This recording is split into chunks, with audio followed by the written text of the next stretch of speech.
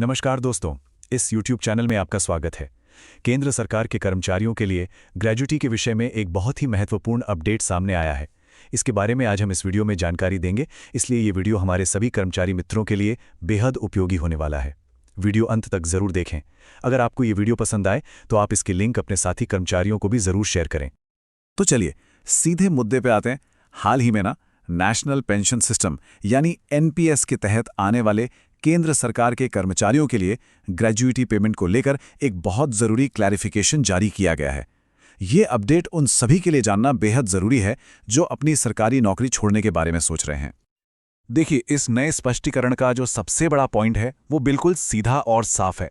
आमतौर पर अगर कोई सरकारी कर्मचारी जो एनपीएस के दायरे में आता है वो अपनी नौकरी से इस्तीफा दे देता है तो उसे ग्रेजुइटी नहीं मिलेगी। जी हाँ, वो ग्रेजुइटी का हकदार नहीं होता है। तो सबसे बड़ी बात यह है कि अगर आप अपने पद से इस्तीफा देते हैं तो इसका मतलब है कि आपको ग्रेजुइटी का पैसा नहीं मिलेगा। पर सवाल ये उठता है कि आखिर ऐसा है क्यों? इसको ठीक से समझने के लिए हमें पहले ये जानना होगा कि ग्रेजुइटी आखिर मिलती कब है, मतलब उसके नॉर्मल नियम क्या हैं। चलिए आगे देखते हैं। देखिए, नियमों में ग्रेजुइटी के लिए कुछ खास परिस्थितियां बताई गई हैं और पहली शर्त तो यही है कि कर्मचारी ने कम से कम 5 साल की क्वालिफाइंग सर्विस पूरी कर ली हो। तो ग्रेजुइटी कब मिलती है? जब कोई सुपर एन्युएशन पर रिटायर हो, या इनवैलिडेशन की वजह से रिटायरमेंट हो, या फिर सरकारी नियमों के तहत कोई वॉलंटरी रिटायरमेंट ले। इसके अलावा अगर किसी कर्मचारी का किसी सरकारी कंपनी या कॉरपोरेशन में अब्जॉर्प्शन हो जाता है तब भी वो ग्रेजुइटी के हकदार होते हैं। अब एक बात पर गौर कीजिए, इस लिस्ट में कहीं भी साधारण इस्तीफे का जिक्र नहीं है, है ना? और जो लोग एलिजिबल होते हैं उनके लिए ये फायदा कैसे कैलकुलेट होता है वो भी समझ लीजिए। ग्रेजुइटी की गणना कर्मचारी की आखिरी सैलरी के 1/4 हिस्से के आधार पर होती है और ये हर पूरे 6 महीने की सर्विस के लिए की जाती है। और इसकी एक ऊपरी सीमा भी है, ये आखिरी सैलरी के 16.5 गुना से ज़्यादा नहीं हो सकती। पर हमारा सवाल वही है कि इस्तीफे के मामले में ये नियम अलग क्यों हैं? इसका जवाब सर्विस से जुड़े एक बहुत ही बुनियादी नियम में छुपा है।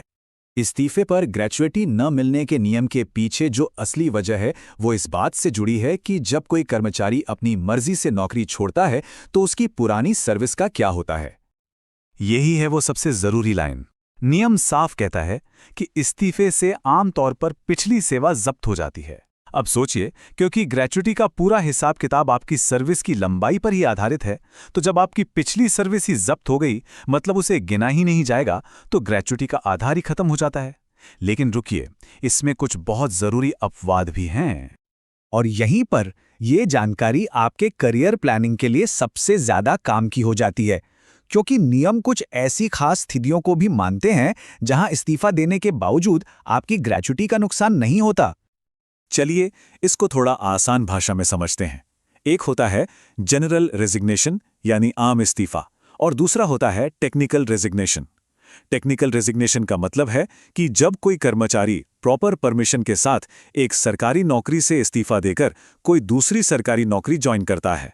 ऐसे मामले में या फिर जब किसी का पीएसयू में एब्जॉर्प्शन हो जाता है तो उसकी सर्विस को कंटिन्यूअस माना जाता है, उसे जब्त नहीं किया जाता और इसीलिए उसकी ग्रेजुइटी भी सुरक्षित रहती है और नियमों के हिसाब से उसे मिल जाती है। दोस्तों, आपकी ऑफिस में से किसी कर्मचारी की ट्रांसफर, प्रमोशन या रिटायरमेंट के मौके पर उसको आप विदाई देते वक्त कोई स्मृति भेंट देते होंगे। ऐसी भेंट के लिए मैंने एक गिफ्ट कलेक्शन बनाया है। इसकी लिंक वीडियो के डिस्क्रिप्शन में दी हुई है। आप उस पर क्लिक करके वो चीज़ अभी खरीद लें ताकि आखिरी वक्त गिफ्ट ढूंढने में कोई हड़बड़ी ना हो और आपकी भेंट के जरिए वो आपको याद रखे। चलिए वापस अपने मुद्दे पर आते हैं। तो चलिए ये सुनिश्चित करने के लिए कि सब कुछ बिल्कुल साफ हो गया है, अभी तक की सबसे जरूरी बातों को एक बार फिर से दोहरा लेते हैं। तो देखिए, अपने करियर से जुड़ा कोई भी फैसला लेने के लिए इन नियमों को समझना बहुत जरूरी है। आपको बस ये याद रखना है कि एक सामान्य इस्तीफे और एक टेक्निकल इस्तीफे में जमीन आसमान का फर्क है। अगर आप एक सरकारी नौकरी छोड़कर दूसरी में जा रहे हैं तो सही प्रक्रिया का पालन करने से आपकी ग्रेजुइटी बची रहती है। यही बात किसी पीएसयू में जाने पर भी लागू होती है। और हाँ, ये सारे नियम तभी काम करते हैं जब कम से कम 5 साल की सर्विस पूरी हो चुकी हो। आज हमने जिस विषय पर चर्चा की, कृपया इस बारे में अपने विचार कमेंट में जरूर बताएं। अगले वीडियो में कुछ ऐसे ही विषय पर बात करेंगे। फिर मिलते हैं, तब तक के लिए अलविदा और जय हिंद।